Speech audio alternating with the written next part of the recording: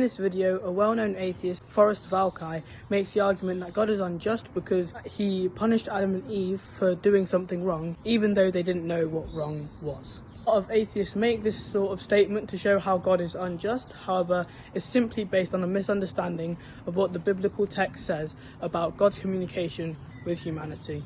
I'll be explaining this after I let the clip roll.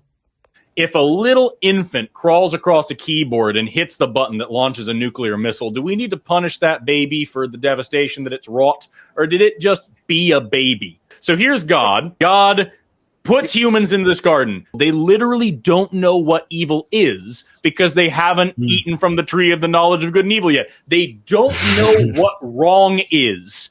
And God takes the thing that they're not supposed to do. He could have put the tree in a garden, but instead he puts it right in front of them and then allows someone to tempt them and knows the whole time, because he designed it this way and is all-knowing, I'm going to do this, they're going to eat the fruit, and then they're going to be sinful and I'm going to punish them. And then that happens and he goes, how could you do this to me? I must now punish you. Like, do you not understand how that's a completely brainless, not only immoral, but just stupid thing to do?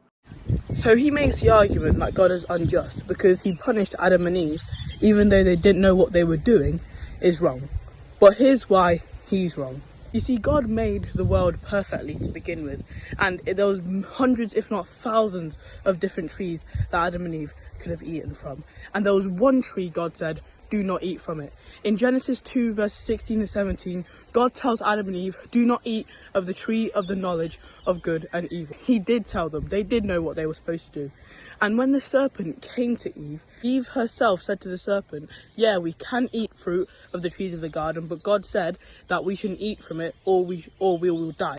They knew exactly what they should and shouldn't do, but they still decided to disobey God. If God really was this horrible maniac that you think he is, he easily could have just zapped them out of existence.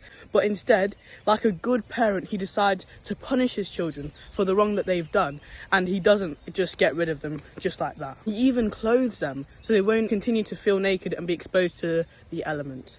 That's the God of the Bible. Not one who's hungry for your death and destruction, but one who loves you and wants to bring you back to himself.